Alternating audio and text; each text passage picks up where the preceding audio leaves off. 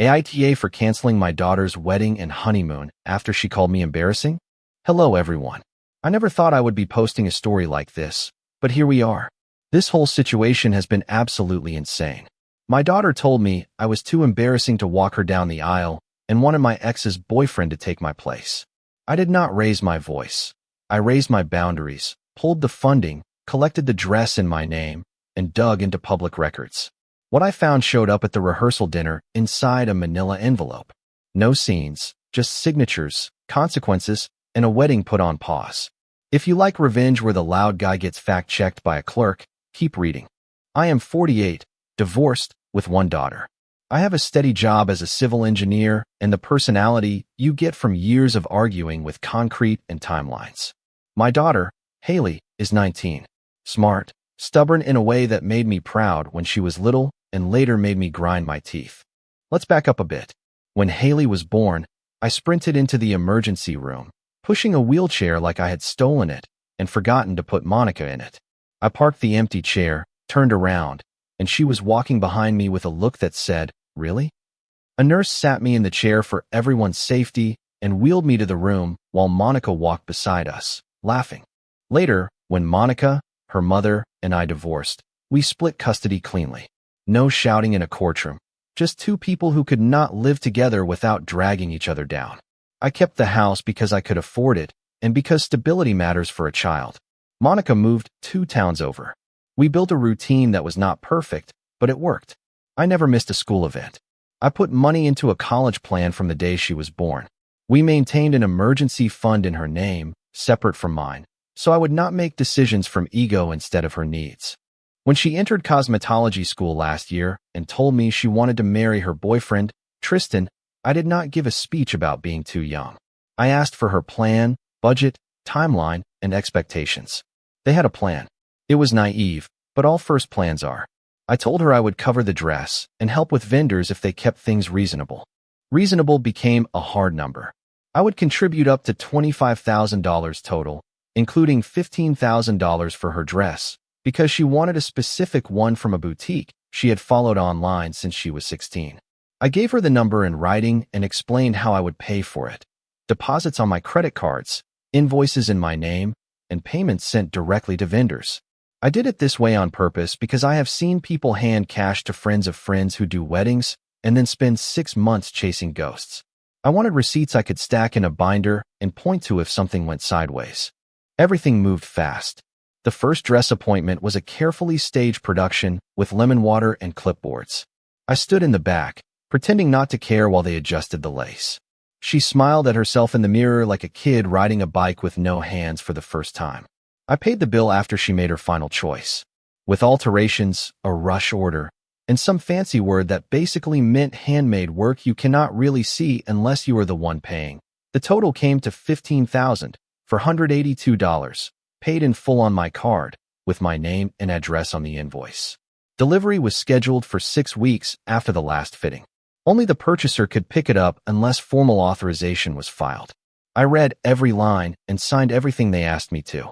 Then came the venue with its refund schedule, a photographer with a non-refundable deposit, a caterer with a guest count deadline, a bakery that required payment 10 days out, and a travel agency booking a week in Hawaii for the honeymoon.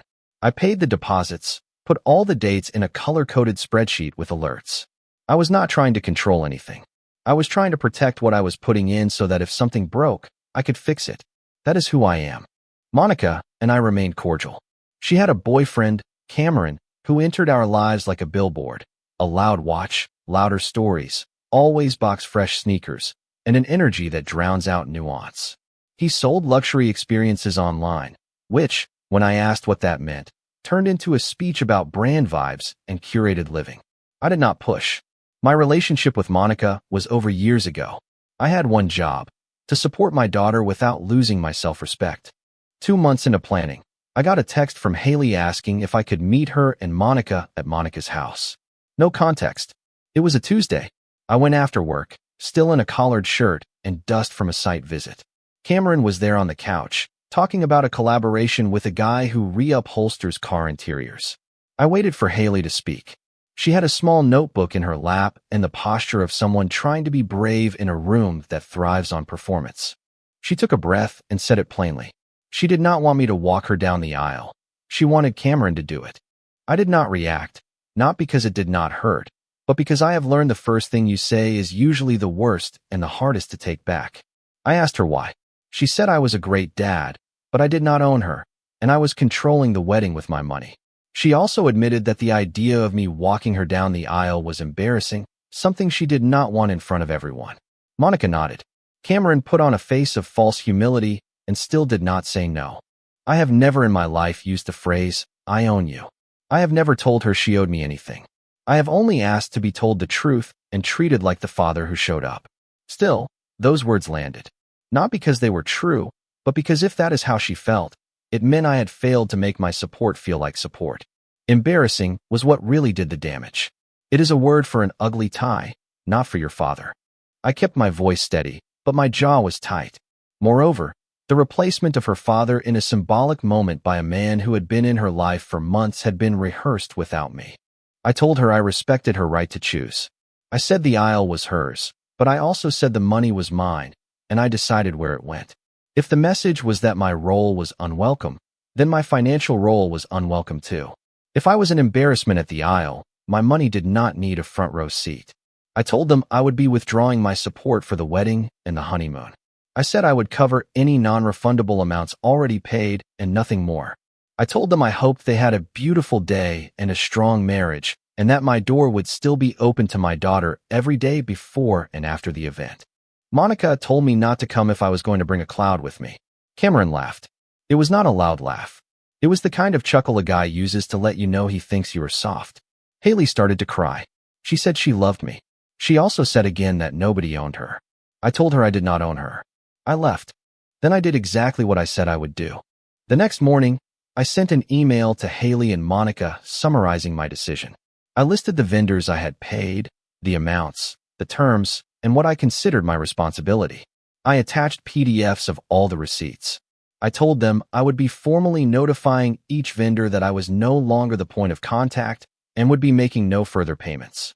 I asked them to confirm a new contact person for each vendor. I told them they could take over any contracts that were in good standing. This was not punishment, it was clarity. I called the travel agency and canceled the honeymoon. I had purchased the package with free cancellation up to 30 days prior. We were 44 days out. I lost $50 on a booking fee. I accepted it. The rest was refunded to my card. I emailed the venue. The second payment was not due for 2 weeks. I told them I would not be paying it. The contract allowed for a change of the responsible party. I sent over the form. I notified the photographer in writing. I told the caterer that the guest count would need a new responsible party. I pulled the shared wedding folder from my main drive and removed myself from the shared planning app. The wedding dress was the delicate part. I had paid for it in full. The boutique had a strict policy: no refunds, no returns, no exchanges. Only the purchaser could pick it up unless formal authorization was filed. I had filed none. I called and spoke to the owner. I told her there was a family conflict and that I would be picking up the dress myself when it was ready. I sent a follow-up email confirming that instruction. I put a calendar reminder for the pickup window and marked it high priority. When the email hit Monica's and Haley's inboxes, Haley called me. She was sobbing and then screaming. I let her talk. She said I was ruining her wedding. I repeated exactly what I had said in the living room. I'm not trying to ruin anything. I am stepping back because my role is unwelcome. I am not going to pay for a performance where I am told to sit in the audience like a distant cousin. She hung up. I got a string of texts from Monica about what a real father is and about hidden conditions. I did not reply. I saved them. For the next week, I went about my life. Work, gym, groceries. I did not watch the planning unfold on social media. I did not need the play-by-play. What I did do was plan the part one actually control, my boundaries and my property. If you think that is petty, you have never been the person paying for a room you are not allowed to enter. 2 days later, the travel agent forwarded me an email. Cameron had called her, trying to take over the honeymoon reservation and upgrade the itinerary. He was not on the booking. She told him she could not speak with him. He asked who had paid for it, and she said she could not share that information. He said he was family, and it was his show now. The agent did not have to forward me that. She did it because she was annoyed. It also made me think. You do not try to upgrade a trip that is not yours unless you are used to walking into rooms you did not pay for and sitting at the head of the table. That night, I did what I do when something does not add up. I ran a public records search on Cameron, cross-referencing names and taking notes. His legal name was Christopher. In the morning, I made calls to verify what I found and requested the documentation. I was not guessing anymore. I kept it to myself and moved on. Meanwhile, the dress was ready early. The boutique owner called and asked if I wanted to pick it up on Friday. I left work half an hour early, signed the release, inspected the garment, and carried it to my truck like it was fragile equipment. It felt heavier than it should. I was not taking it to burn it or hold it for ransom. I was taking it because it was mine until I gave it away, and because I refused to be the guy who pays for everything and then watches someone else pretend it arrived by magic. I put it in the closet of a spare room in my house with a dehumidifier humming down the hall. I sent an email to the boutique confirming the pickup and asking them to update their records. They replied with a thank you and an attached copy of the signed release bearing my signature. Haley called the next day. She had gone to the boutique to try on the dress again for fun with her friends. They told her the dress had already been collected by the purchaser. She accused me of sabotaging her wedding. I told her directly, the dress is safe. It will remain safe. It is not a prop for friends. It is a dress purchased with my money as a gift for a wedding I am no longer funding or attending unless and until I am treated as more than a checkbook. I told her that when she wanted to talk like an adult, she knew where to find me. Then I hung up. I did not do it for drama. I did it because I was done being a punching bag for other people's rehearsed speeches. By Wednesday, I had the county records myself, a 2021 marriage certificate with no recorded dissolution, the kind you read once and then again, slower. Christopher Cameron had been married in a neighboring state in 2021. There was no record of a divorce, no finalized dissolution, no annulment. The marriage record was public from the county clerk's office. The private investigator included instructions for getting certified copies and contact information. He also attached a note indicating there was an active attempt to serve him with a separation lawsuit filed by that spouse 6 months ago. The attempts had failed because he was not at the addresses she had. The investigator found a current address, Monica's house. I called the clerk and arranged for certified copies of the marriage record to be mailed to me. I called a lawyer who owed me nothing and asked her if I could legally share public marriage records with people directly affected by them. She said, yes, as long as you do not alter anything or misrepresent the facts. I called the PI back and asked if the wife had legal representation. He could not share her lawyer's information, but he could tell me her name because it was on the filings, Danielle. I found her on social media in 5 minutes. A normal profile, family photos, no drama. I sent her a short message. I am the father of a young woman who is about to have a wedding where a man named Christopher Cameron is being treated as a father figure. I have reason to believe you are legally married to him. I have no interest in your personal life, except where it concerns my daughter's safety. If you need the time and place of events where he will be present so you can have him legally served, I can share them. I will not be involved beyond that. She replied the next day. Her message was brief. She confirmed she was legally married to him. She said she had filed for separation, and he had been avoiding service. She asked if he would be somewhere on Friday afternoon, which was the scheduled rehearsal at the restaurant attached to the venue. I told her yes. I gave her the time. I gave her the address. I told her to give it to a process server. I asked her not to bring drama, not to come herself, and not to involve my daughter. She agreed. I sent her nothing else. I did not tell her about the dress or the honeymoon or anything that was not her business. Friday arrived like any Friday where you have set a plan in motion that you can no longer stop. I was not going to the rehearsal. I did not need to be there to watch people pretend I was the problem. I took my truck to get an oil change and sat in a wobbly plastic chair reading a paperback to get out of my own head. At 7:26 in the evening, my phone buzzed with a text from a number I did not recognize. Service complete. It was the process server. The text included a photo of the paperwork and a timestamp. 30 minutes later, my phone exploded. First Monica, then Haley, then a number I did not have saved that I assumed was Tristan or his mother. Cameron had been served mid-rehearsal with separation papers and a notice referencing his current marriage. It was not dramatic the way people imagine. It was legal, quiet, and humiliating. exactly the way the truth is when it scrapes the shine off things. I did not answer. Not right away. I read the text because that is what you do when you love someone, even when they are nicking you with tiny cuts. Haley's first text was a scream made of letters. The second was a question. Was this you? The third was a simple why. I wrote back. You made a choice about who represents you. I made a choice about what I pay for and what I tolerate. The rest is consequence. You are 19. You have a right to be wrong. I have a right to stop you from walking into a fire when I see smoke. She called. I answered. Her voice was down a register, the one she used as a little girl when she had a fever and asked me to sit on the floor by her bed. She asked if the papers were real. I told her how to confirm it. County clerk, case number listed on the document. She asked if I did it to hurt her. I told her I did it to put the truth on the table. The man you put in my place has a wife. That wife is trying to legally separate from him. That man laughed at me in your living room. I am not going to let him pose as a patriarch in front of my daughter. Monica's texts were different. They were accusatory. They tried to frame the service as an incident of harassment. They said I had ruined everything because I could not stand not being the center. There was an attempt to threaten legal action. I replied with a single text and 2 attachments, the certified marriage certificate and a copy of the state statute on service of process in civil matters. I wrote 1 sentence. Public records, legally served. The next day was the wedding. I had not planned to go.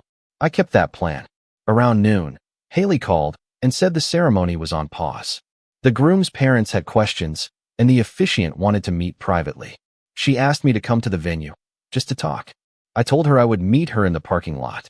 I drove over and parked under a tree away from the main entrance, where guests were arriving with smiles that would soon fade into whispers. Haley came out in a robe, her hair half done. She looked small and old at the same time. She sat in the passenger seat. She cried without making a sound. When she could speak, she told me the officiant would not proceed without clarity. The groom's parents were calm in a way that humbles you. They asked for a postponement. There were no scenes. There were facts, and the facts demanded a pause. She asked if I would walk her down the aisle. She said the symbolism mattered again. I said yes, but not today.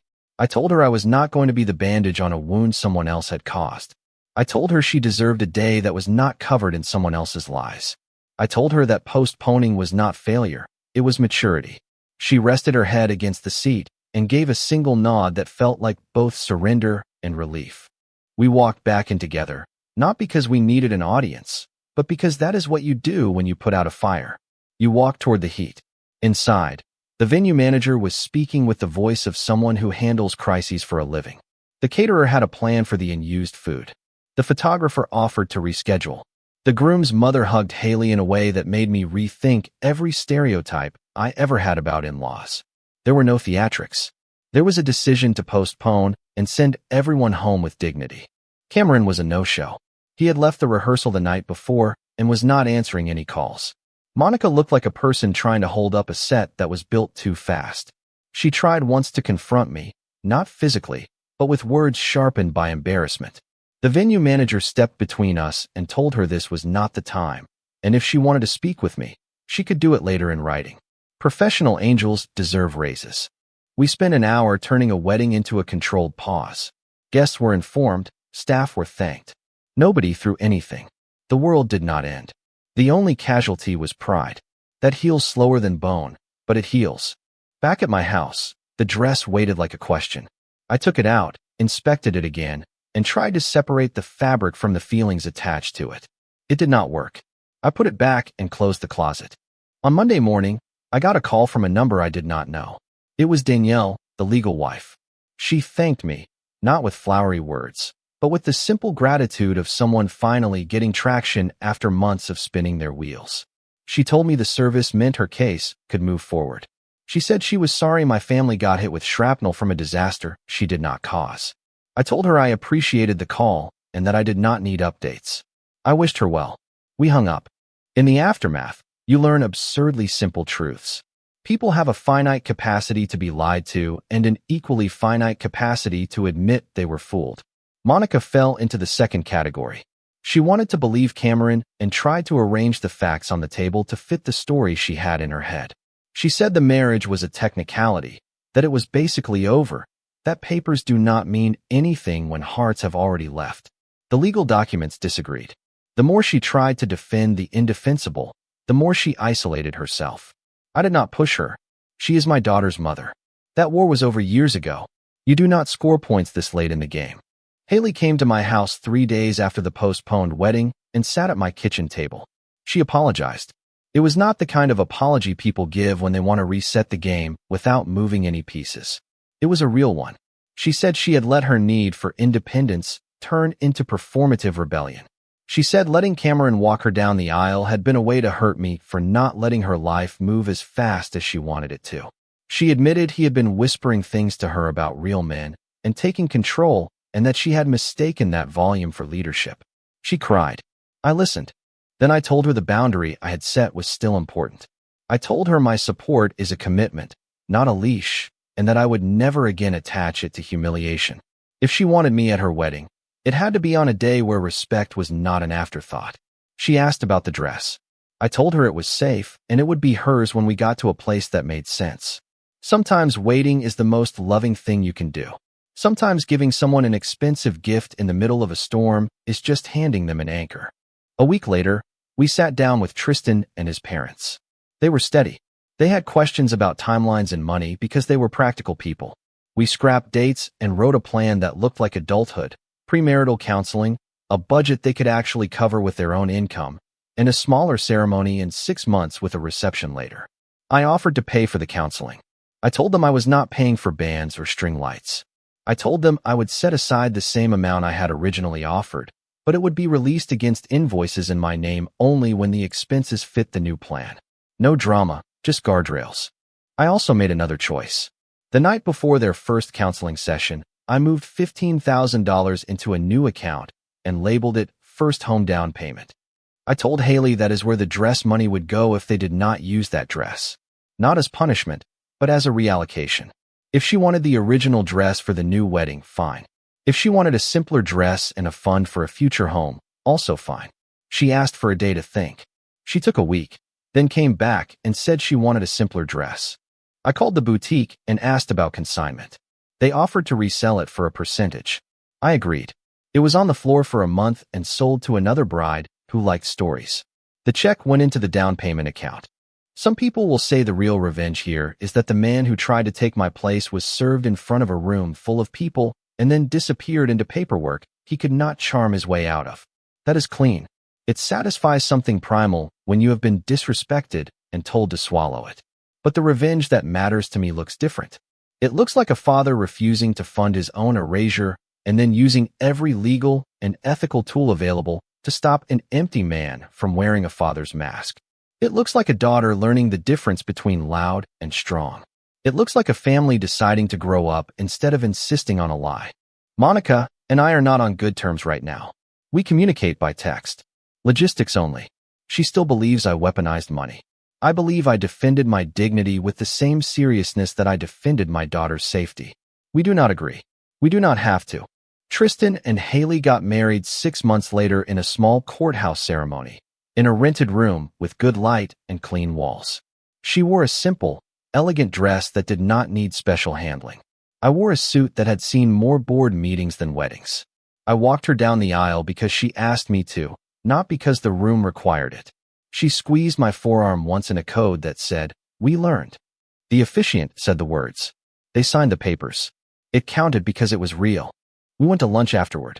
No speeches, no rehearsed tears, just two families trying to build something sustainable.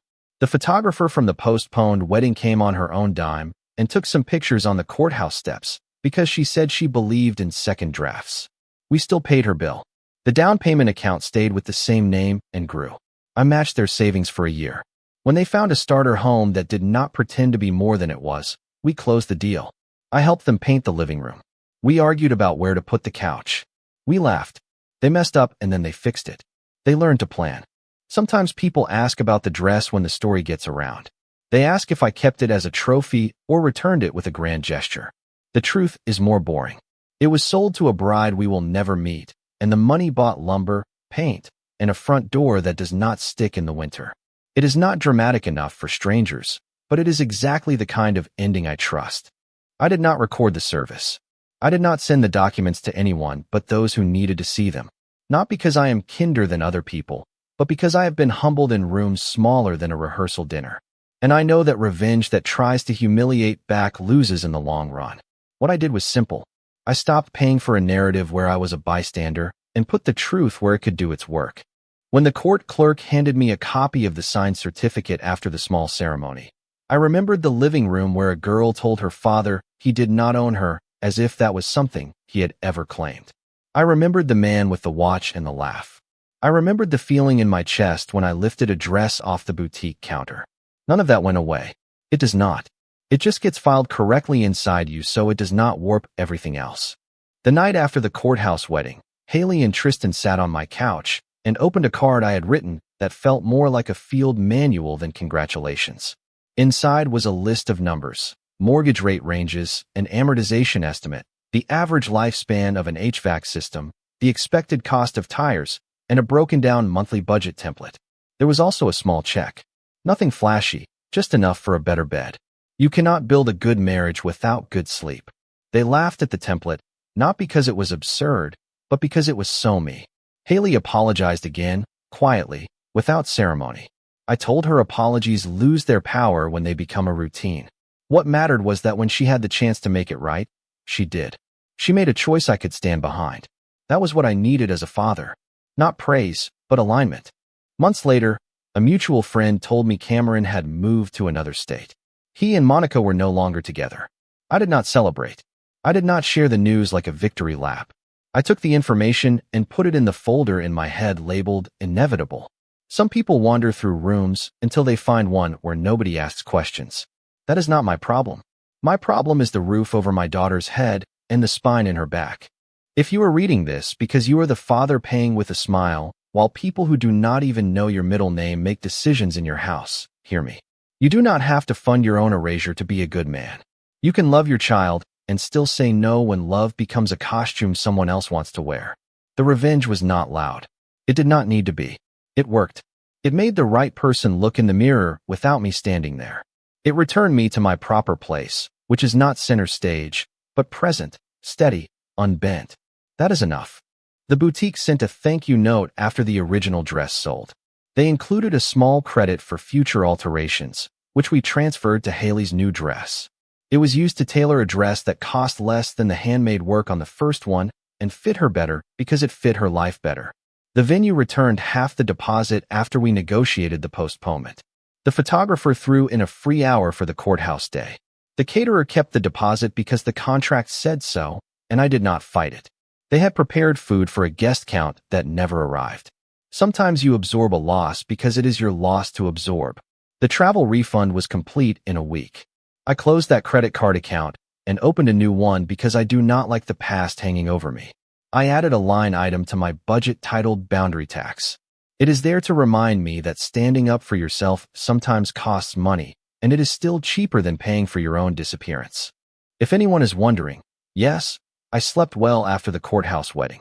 Not because everything was fixed, but because everything was honest. There is a difference you feel in your bones. And for anyone tempted to write that I overreacted or should have just let it go, understand this. A father's job is not to be endlessly generous at his own expense. It is to protect, provide, and set an example.